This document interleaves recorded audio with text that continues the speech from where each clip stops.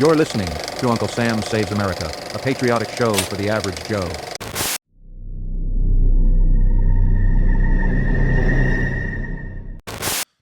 Candace Owens is a fucking evil scumbag. She is a degenerate cunt.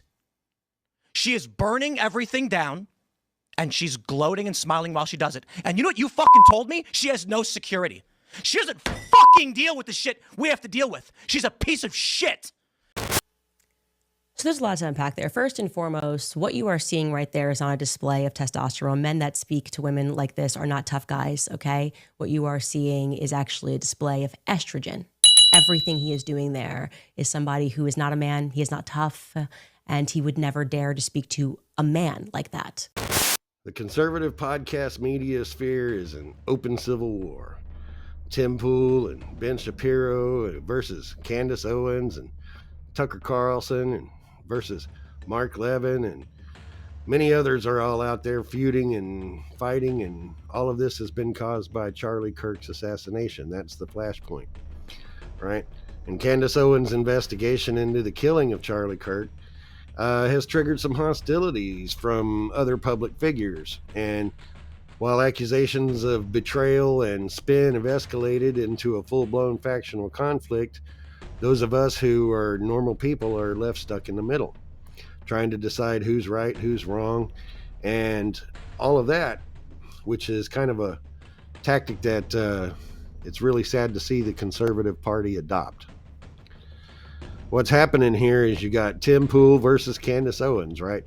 This is the main flashpoint currently, right? Tim Pool has mocked Candace Owens' theories about Charlie Kirk's assassination, suggesting that she's destabilizing the conservative movement, where Candace Owens' allies are just saying that she's asking questions many of us have about Charlie Kirk's assassination and the inconsistencies and all of the things that many people know do not make sense. And, and that's been a problem for everybody. She's digging into these inconsistencies, and it's made her a lightning rod, and it's made her fans a lightning rod. And at the same time, whenever people are attacking her, then her fans are going to naturally defend her and turn and attack those who do, right? This has caused a bunch of factional accusations to fly around. Podcasters are openly calling each other evil, right? They're accusing their rivals of betrayal or carrying water for establishment interests. And all of this mirrors the very tactics that the Marxists use, the very tactics that we fight against.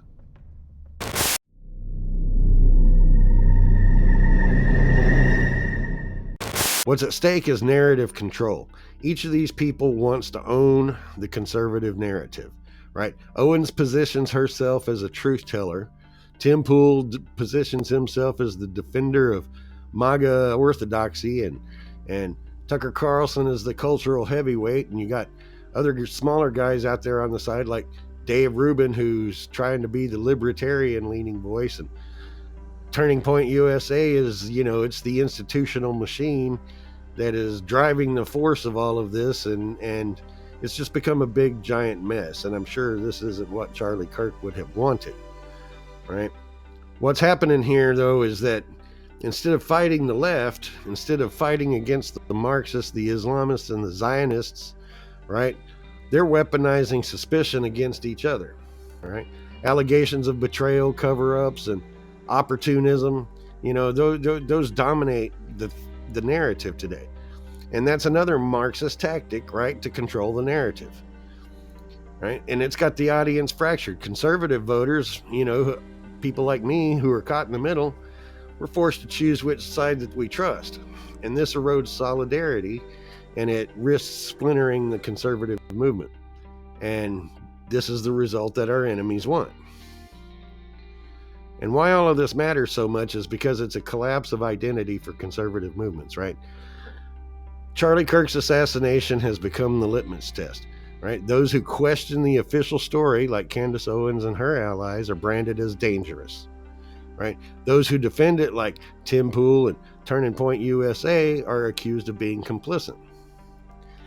Again, the result of the Marxists' wants and needs. They're just loving it. They're loving watching this happen to us, right?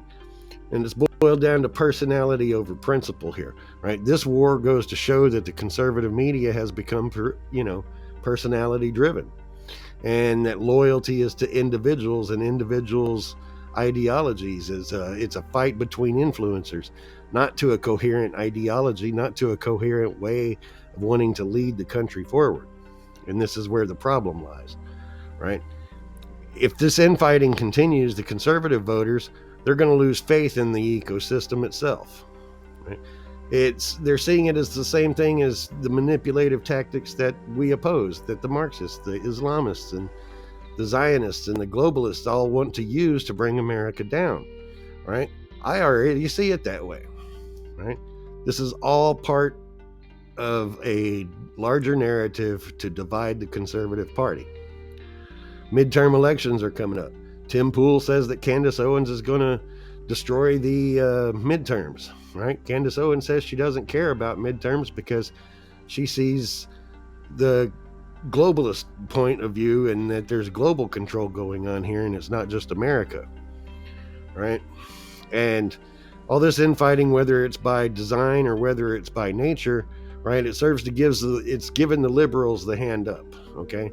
Now, while the left is fighting battles of its own, such as moderates versus progressives, and they have no leaders and they have no ideas, the very fact that conservatives have a split and we have a Congress that has such a narrow margin, right, that we could find ourselves in trouble. Conservatives, we could totally find ourselves in trouble. So the best way to approach this is to see who gains the most from this fight, right?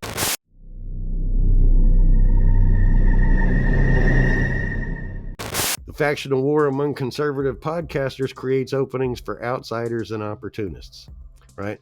Rather than the combatants themselves, okay?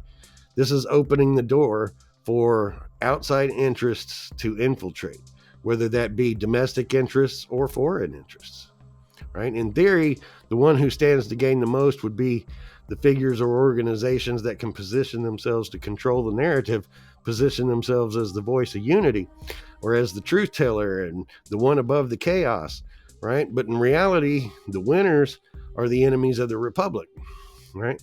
The secondary voices within, you have Nick Fuentes and Laura Loomer. They're already exploiting the feud, right? They're attacking Owens and dragging Carlson into the mess, right?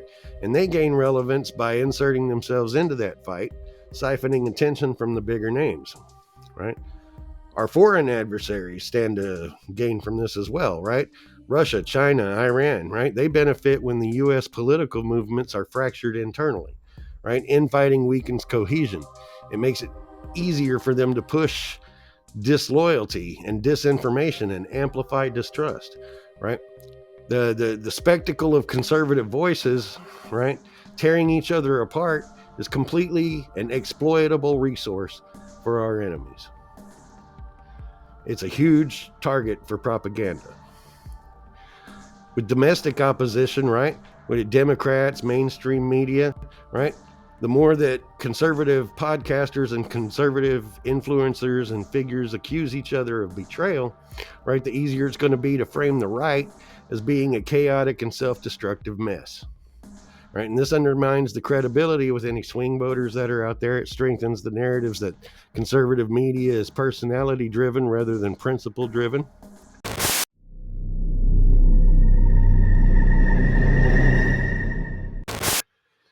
And the takeaway from all of this is to remember that all of these people, all of them, are entertainers. They're not journalists. They're not politicians. They're influencers. They're not political scientists. Right? They're out there to keep us divided. They're all grifters, all of them, right? And as long as you can keep everybody distracted from the truth, right, then their mission is accomplished. Meanwhile, we have a problem with too many Marxists, too many Islamists, too many Zionists to be fighting amongst ourselves, right? We're talking about ideologies here, not race, not religion. Don't get your hackles all up, right? I'm talking about ideologies. Right? We need to put America first, and I'm not talking about Nick Fuentes' version of America first. I'm talking about truly put America first, not just in rhetoric, but with our actions as well. And I know Some of you are sitting out there and you're saying, but what about you, Uncle Sam? You have a show and you discuss politics and culture too, right? Well, let me tell you something. Why did I start my show? I started my show because I'm a combat vet who has severe PTSD issues, and this is my entertainment, and this is my therapy, okay? This is what I'm doing to relieve the demons in my head, okay? I wrap my face with a flag because I'm not trying to be anybody. I'm a character on a vlog, all right?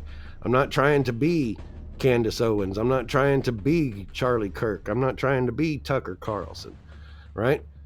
All of those people serve to keep us divided, right? Me, I'm not even monetized. This channel is not even monetized, right? Not yet. And I don't care if it does get monetized or not. And if it does, it's just going to go to pay for itself, so I don't have to go out of my own pocket for a low budget vlog, right? The conservative podcaster war is a net loss for the conservative movement, right? The biggest gains are going to go to our foreign adversaries. They're going to go to those who are going to thrive on U.S. division, right? They're going to go to domestic opponents who capitalize on the chaos and the fringe voices who are out there to grow stronger in the vacuum. Conservative podcast media world is imploding, right? What was once a unified force against mainstream media, it's now a civil war over control of the conservative narrative. Meanwhile, our enemies are out there regrouping and preparing for the next battle. Anyway, thanks for listening today. You're listening to Uncle Sam Saves America, a patriotic show for the average Joe.